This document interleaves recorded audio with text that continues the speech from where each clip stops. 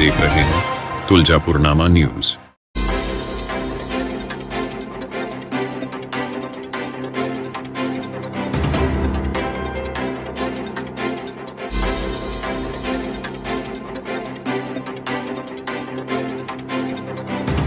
माननीय सदस्य श्री ओम प्रकाश भूपाल सिंह जी। धन्यवाद सभापती महोदय। आपल्या माध्यमातून माझ्या मतदारसंघातील अतिशय गंभीर विषयाकडे देशाचे गृहमंत्री सन्माननीय अमित शहाजींचं लक्ष मला वेधायचंय।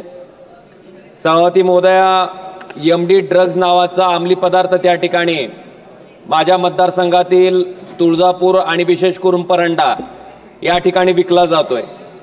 सगळ्यात पहिल्यांदा 14 फेब्रुवारीला पहिल्यांदा हे ड्रग्ज सापडलं, त्याच्यानंतर 4 मार्चला दुसऱ्यांदा हे ड्रग त्या ठिकाणी विक्री करताना सापडलं।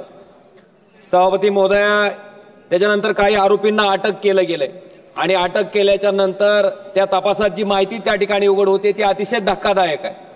मागच्या 2-3 वर्षापासून याची विक्री चालू आहे आणि त्या जी महिला ही रॅकेट चालवते तिचा अकाउंट तपासल्याच्या नंतर जवळपास 5 कोटी रुपये त्या एकाच अकाउंटवर त्या ठिकाणी जमा झालेले आहेत। काही सोनं त्या ठिकाणी हस्तगत केलंय। सभापती महोदय, माझं एवढंच मागणी आहे, विनंती आहे की 2-3 वर्षापासून नेमकं कोणाच्या आशीर्वादाने हे त्या ठिकाणी चालू होतं। स्थानिक पोलिसांचा त्या ठिकाणी याच्यात सहभाग होता आणि दुर्दैव असं आहे की ह्याचा तपास पहिल्यांदा हेड कॉन्स्टेबलकडे दिला गेला, त्यानंतर PSI कडे, त्यानंतर API कडे। मला वाटतंय अशा गंभीर गोष्टीकडे अतिशय किरकोळ पद्धतीने त्या ठिकाणी बघितलं जातंय।